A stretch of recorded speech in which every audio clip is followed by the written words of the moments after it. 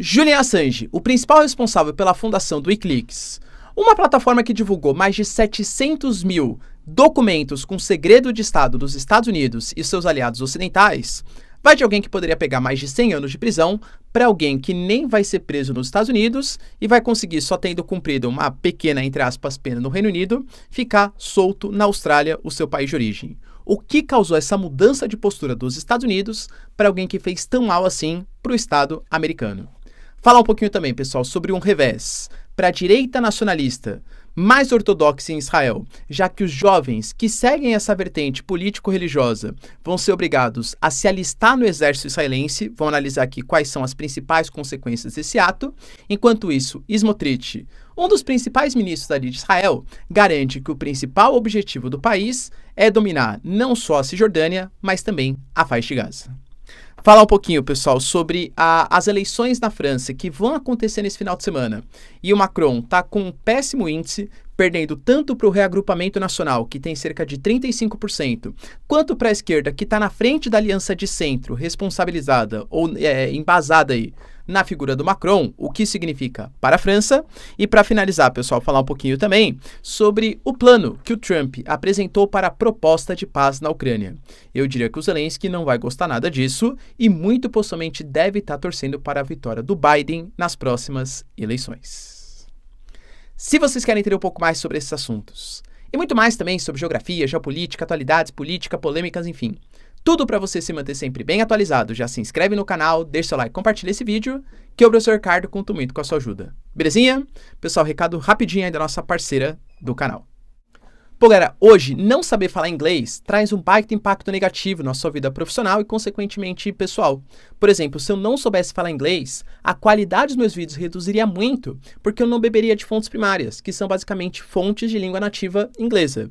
Só que assim, se na parte da leitura eu até me garanto, na conversação, comunicação, confesso que as falhas são bastante grandes ainda. Mas quem está me ajudando nessa jornada do conhecimento para ter uma qualidade melhor no inglês é o Cambly, a melhor plataforma de inglês online do Brasil. Com ela eu tenho acesso, por exemplo, a tutores de língua nativa inglesa. Consigo fazer aulas individuais ou aulas em grupo, conhecendo pessoas de vários lugares do planeta. Além do que, uma das melhores coisas para mim é que eu consigo adequar a minha agenda maluca. Então, depende da semana, eu tenho disponibilidade de dia, à tarde, à noite, e eu consigo marcar de acordo com a minha disponibilidade. Para vocês, o Cambly está disponibilizando um teste totalmente gratuito em que você vai responder, sim, utilizando o microfone, tá? Algumas questões e ele vai conseguir medir o quão avançado você tá no inglês e inclusive dar algumas recomendações. Vê aí o teste, ó. Então, bora lá começar aí. What kinds of exercise do you do? Do you enjoy exercising? I don't exercise very much. I like to go to play soccer. I like to play a lot of sports, but I don't go to the gym, for example. Que ele fala para mim, ó, que eu seria útil fornecer as minhas ideias de uma forma mais clara e fornecer uma conclusão para a sua resposta. Você mencionou diferentes tipos de exercícios sem uma estrutura clara, então é importante trabalhar nisso. Daí eu coloco aqui na conclusão, ó, dele coloca que eu tenho uma proficiência intermediária. E aí, olha que interessante, de acordo com os resultados que foram obtidos, você tem muito mais ciência de quais são as suas reais deficiências. Então aproveita, pessoal, que eu estou dando para vocês um desconto exclusivaço, Professor Teste, que você vai pagar só R$ 55 por mês para ter acesso à melhor plataforma de inglês online do Brasil e conseguir evoluir muito na sua vida profissional e, consequentemente, pessoal. Só que, claro, pessoal, corre porque é por um tempo limitadíssimo, eu não consigo segurar mais para vocês, tá? Então aproveita, usa o meu cupom e tem acesso à melhor plataforma de inglês online do Brasil, o Cambly. Bom, galera, então bora lá pro vídeo, ó. Como eu falei para vocês na nossa introdução, de fato, o Julian Assange, que é o corresponsável ou principal responsável pela fundação do site Wikileaks, ali nos anos 2000, que começou a divulgar uma série de segredos do Estado americano e dos seus aliados ocidentais, e depois foi pegando mais informações, a gente estima em quase 700 mil documentos que foram compartilhados de segredo dos Estados Unidos e também dos seus aliados ocidentais e coisas assim horríveis, tá? Que vão desde, por exemplo, abusos cometidos pelos Estados Unidos e os seus parceiros da OTAN em interferências no Afeganistão, interferências na Líbia, interferências no Iraque, vão de, por exemplo, a espionagem que foi praticada contra outros países. A exemplo de a gente aqui, inclusive, né? Brasil, sim, o Wikileaks divulgou que os Estados Unidos tinha como posição sistemática espionagem em seus parceiros latino-americanos. Então, isso assim, para parte da população americana, foi visto quase, aliás, para o mundo, né? Como se fosse quase um desabafo, mostrando tudo que os Estados Unidos agia de má fé, com abusos, enfim, relacionado a outras partes do mundo. Se teve esse lado, vamos colocar, positivo para quem defende a liberdade de expressão, em contraposição às críticas, elas eram muito embasadas na questão que como começou a ter uma divulgação desses documentos, sem ter exatamente uma perícia, sem ver exatamente quais dados estavam sendo divulgados, eram praticamente os materiais brutos, muitos nomes foram envolvidos, de agentes de espionagem, de funcionamento ali de inteligência pelo mundo afora, e aí muita gente acabou falecendo por ter seu nome envolvido em conta de espionagem e tal, coisa que deveria pertencer ao Estado. Fato é, pessoal, que o Julian Assange, como corresponsável, né, ou principal responsável pela divulgação desses dados, começou a ser perseguido nos Estados Unidos, e aí ele acabou ali no Reino Unido, ficando dentro da embaixada do Equador. O Equador, na época, não considerava que o Julian Assange era um criminoso, apenas alguém que estava defendendo o direito à liberdade de expressão, divulgando coisas que seriam sensíveis e importantes para o mundo inteiro. Depois de um período de negociação, o Equador não aceitou mais que o Julian Assange ficasse na embaixada estabelecida no Reino Unido. O Equador extraditou, vamos colocar assim, o Julian Assange, e o Julian Assange ficou preso no Reino Unido. E aí, a gente sabe que a parceria Reino Unido e Estados Unidos, ela é muito mais próxima. Qual era o pedido dos Estados Unidos? Extradite o Julian Assange para que ele seja julgado pelos crimes que ele cometeu contra o Estado americano nos Estados Unidos, e não no Reino Unido. Qual era o medo? Presos políticos talvez possam ir até para Guantánamo, aquela base e aquela prisão localizada no território cubano. Pode ser que aconteça algum tipo de abuso contra os direitos humanos em relação ao Julian Assange, alguém que supostamente, por grande parte da visão dos analistas internacionais, apenas estava defendendo a liberdade de expressão, não atentando contra o Estado americano, né, enfim, e os seus direitos. O Reino Unido ficou ali, sei lá, que eu extradito, tal, quando de repente, cara, e lembrando, tá, os Estados Unidos considerava que poderia pegar mais de 140 anos de prisão por todos os crimes que ele cometeu aí contra o Estado americano e os seus aliados. No final das contas, a gente teve a notícia, até que relativamente surpreendente, que o Julian Assange, ele estava indo inclusive, né, em direção às Ilhas Mariana do Norte, que é uma ilha que tem uma parceria estratégica com os Estados Unidos, e ele vai assumir a culpa pelos crimes de vazamento e pedir desculpas ao governo dos Estados Unidos.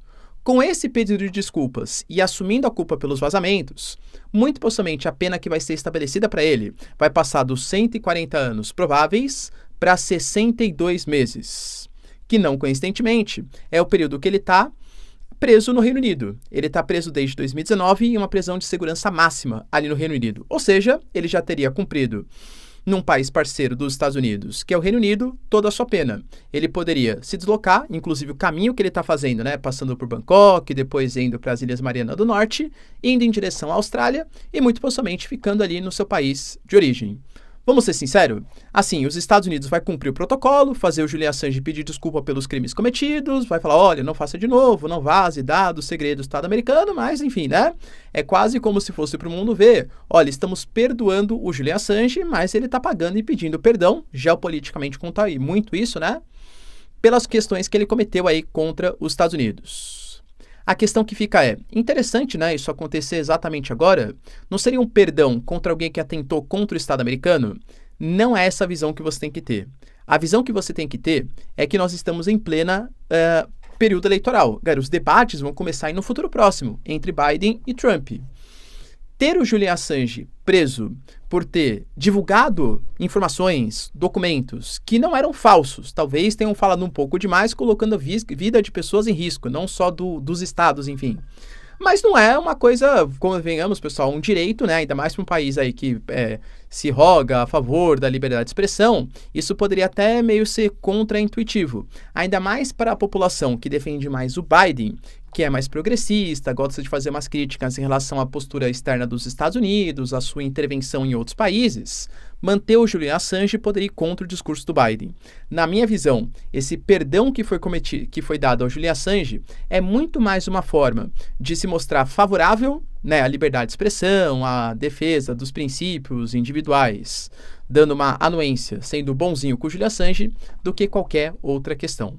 Qual é a sua hipótese para essa bondade aí, espontânea que deu nos Estados Unidos? Deixa aí nos comentários. Outra notícia, pessoal, bem relevante, está ligado à questão em Israel. Isso a gente já vinha discutido aqui nos vídeos passados. A gente sabe que o exército israelense hoje, ele conta, é obrigatório, né? Serviço militar obrigatório que você tem ali em Israel. Só que, excetuando para uma classe, para aqueles que são estudantes de uma visão ultra-ortodoxa em Israel. E isso tem a ver com uma concepção até mesmo cultural e histórica no país. Desde 1948, quando formou-se o Estado de Israel, estabeleceu que ia ter o serviço militar obrigatório, excetuando para aqueles que dedicassem a sua vida a estudo da questão religiosa, da questão cultural, para conseguir consolidar exatamente a cultura, a sociedade, enfim, os ensinamentos do povo judeu, do povo hebreu. Então, essas pessoas não precisariam se alistar ao exército. Só que foi passando o tempo, algumas críticas foram sendo feitas. Poxa, eu sou secular, eu também sou judeu. Por que eu tenho que me alistar? Aquele cara não tem, só porque, né, entre aspas, ele está se preparando aí para o estudo, para manter a cultura do país. Isso é errado. Fato é, galera, que no momento a gente tem o governo Benjamin Netanyahu, que ele está com uma pequena minoria das cadeiras do parlamento israelense. Só que grande parte, ou pelo menos uma pequena parte, a gente fala mais ou menos umas 14 cadeiras, tá? São de pessoas dessa direita ultra-ortodoxa. Dessa direita do Ben-Gvir, do Smotrich, que gostam desses estudantes, né? Que apoiam estudantes ultra-ortodoxos e essa visão mais religiosa da sociedade. Então eles são contra que essas pessoas se alistem. Mas aparentemente essa não é a vontade de grande parte da população israelense. Então tinha um racha, porque se o Benjamin Netanyahu, ele protege esse setor da sociedade, ele agrada as pessoas, né, que mantêm ele no governo, mas desagrada a maior parte da população. Se ele não mantém, ele agrada a parte da população, mas desagrada esse setor tão estratégico para manter ele equilibrado, como primeiro-ministro do país. No final das contas, o parlamento, ele até tinha colocado uma lei para votação, não tinha sido votada, mas como não estava nas leis básicas ali de Israel, a justiça deliberou que sim, há a obrigatoriedade de fazer com que a gente tenha um alistamento militar obrigatório, inclusive para aqueles que são estudantes ultra-ortodoxos. A Suprema Corte deliberou que eles devem pegar, sim, em armas. Já estou adiantando para vocês. Caso não há, porque assim, qual foi a visão que o Benjamin Netanyahu e que alguns dos seus ministros tiveram? Isso é uma interferência da justiça em algo que deveria ser feito pelo Poder Executivo e pelo Poder Legislativo. Caso não haja algum tipo de medida mais efetiva desses dois poderes, principalmente pela figura do Benjamin Netanyahu, muito possivelmente algum tipo de resolução contrária, algum tipo de pressão maior dos ministros, daqueles que apoiam o Benjamin Netanyahu, vai acontecer. Escuta o que eu estou falando. Outro ponto importante está focado na figura de Smotrich, que é o ministro das Finanças, um dos ministros mais radicais de Israel. O Smotrich, ele deixou bem claro que um dos seus planos, e não só dele, mas de toda aquela parte, aquele grupo, né, mais ultra-ortodoxo, vamos colocar assim, é favorável que não só a Cisjordânia, como a faixa de Gaza pertençam a Israel. O Smotrich falou com todas as letras, tá? Olha, a gente está levando informações para que aconteça da Judéia e a Samária, que é, como ele chama, a região da Cisjordânia, seja feita ou fique sob controle de Israel. Inclusive garantindo que ele vai batalhar muito junto com seus pares para que, de fato, pessoal, não haja nunca a formação de um Estado palestino. Ele já falou, lembrando, tá, que a Cisjordânia, ela não é um território totalmente palestino, visto que você tem ali o anexo A, anexo B, anexo C, e grande parte do domínio do território israelense, aliás, o território da Cisjordânia, está sob domínio de Israel.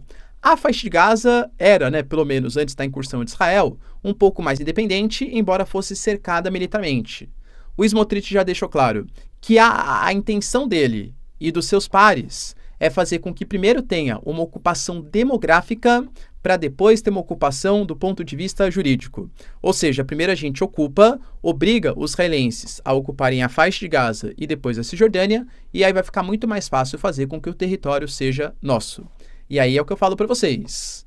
Por mais que isso talvez não seja o discurso oficial do primeiro-ministro Benjamin Netanyahu, é o discurso do seu ministro de Estado, que compactua com as ideias do Ben-Gvir e de outras figuras que pertencem ao Estado israelense. Pô, cara, o primeiro-ministro, se ele aceita isso, ele está dando anuência para esse tipo de discurso. Quer dizer, então, que Israel, ele se baseia nesse princípio, que a ideia é primeiro ocupar faixa de Gaza e Cisjordânia, para depois, juridicamente, fazer com que tudo seja o Estado de Israel. É óbvio que esse tipo de discurso, ele ecoa dentro dos movimentos palestinos e aumenta a radicalização dos conflitos. E para finalizar, pessoal, notícias importantes também, relacionado primeiro à questão da França, a gente já discutiu aqui no nosso canal, né? Que tivemos eleições no Parlamento Europeu e por mais que o que a mídia está chamando de extrema-direita, eu vou colocar para vocês uma direita nacionalista eurocética, porque os pontos que unem todo esse movimento de uma direita mais nacionalista eurocética é que eles são, de fato, antiambientalistas, todos esses grupos, tá?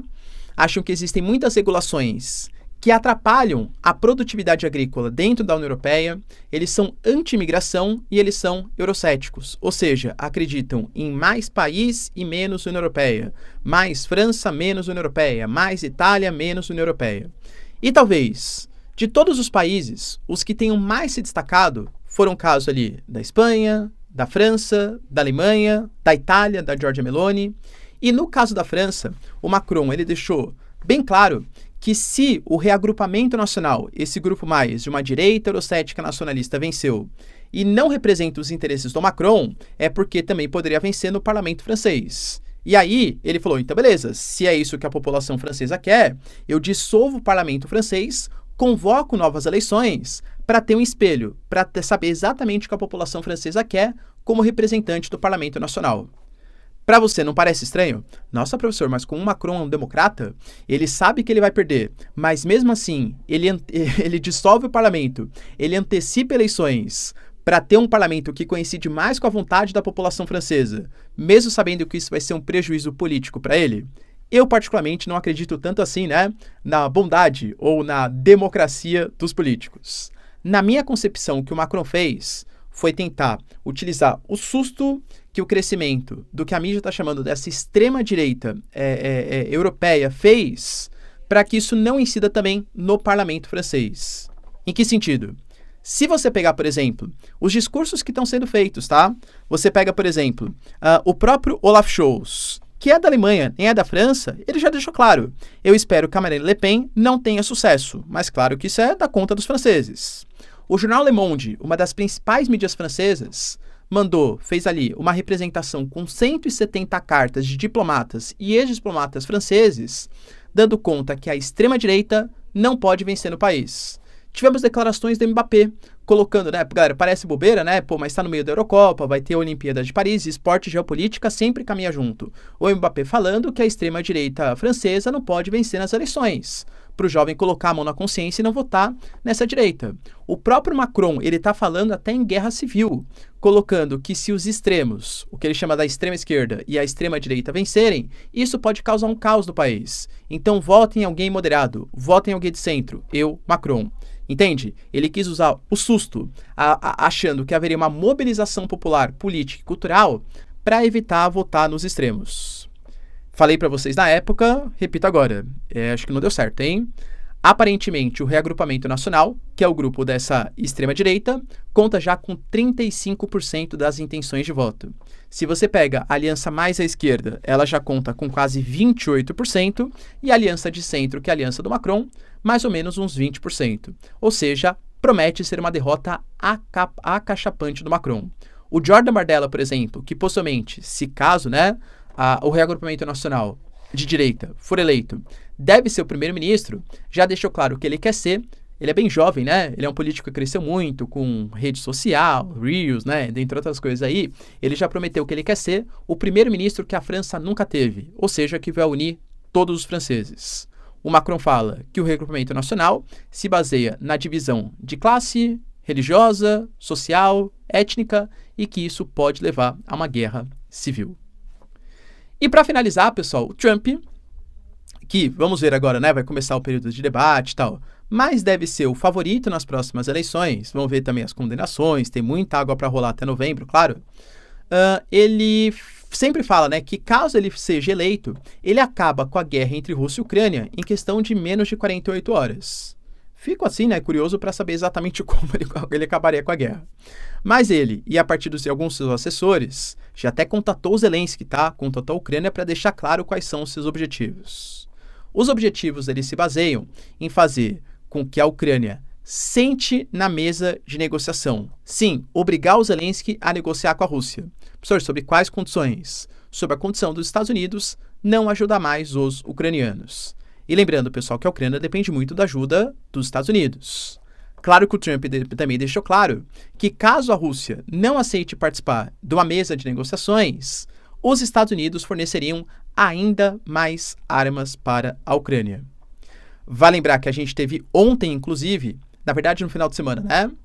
Ataques que foram feitos contra Sevastopol utilizando mísseis do sistema HIMARS, mísseis Ataque-MS, inclusive com bombas de fragmentação, que a Rússia considera que foi um atentado contra os próprios direitos humanos, numa região turística, de praia, um porto lá, enfim, super importante, tá? Professor, beleza, mas vai basear da onde? Ele fala que um cessar-fogo tem que se basear nas atuais frentes de batalha. E aí já começa, segundo o Trump, tá? Aí já começa o primeiro problema. Por quê? As atuais frentes de batalha não coincidem com o que a Rússia fala. A Rússia, por exemplo, fez plebiscitos, consultas populares, que dão conta que Lugansk, Donetsk, Zaporizhia, Kherson, a Crimeia, todos esses territórios pertencem integralmente à Rússia. Quando você pega Donetsk, por exemplo, cara, vamos colocar metade? Não é toda a região que está dominada pelos russos, é mais ou menos metade. E aí vai ficar toda Donetsk ou só a frente de batalha? A Rússia fala que tem que ser toda Donetsk, mas vai ficar só na região que os russos já avançaram? É a questão que se coloca. Outro ponto relevante, a Ucrânia vai aceitar isso, então? Vai aceitar um cessar-fogo com tropas russas ocupando o que a Ucrânia considera como seu território? Não sei, galera, para mim parece uma proposta melhor para a Rússia do que exatamente para a Ucrânia, tá? Tá mais longe do que a Ucrânia está pedindo do que exatamente o que a Rússia está pedindo. Mas, e no segundo momento, a Ucrânia de fato vai ter a saída do Zelensky? A Rússia coloca como pré-condição. A Ucrânia promete não ingressar para a OTAN? A Rússia coloca como pré-condição. Aliás, o Trump até já falou sobre isso, tá? Olha, quando eu era presidente, ninguém imaginava que a Ucrânia fosse fazer parte da OTAN, porque isso seria uma provocação aos russos. Por que hoje alguém discute isso? Ou seja, aparentemente o Trump também é contra a presença da Ucrânia na OTAN, ao contrário do Biden. Por isso que eu falo, galera, cuidado para o Biden, claro, porque se o Trump for eleito, aparentemente o apoio, ou pelo menos a pressão para que o Zelensky negocie e eventualmente até saia do poder, vai aumentar bastante. Beleza, pessoal? Deu para entender os principais acontecimentos? Se vocês curtiram o vídeo, então, ó, já deixa o like, se inscreve no canal. Tamo junto, beijos, abraços e tchau, tchau.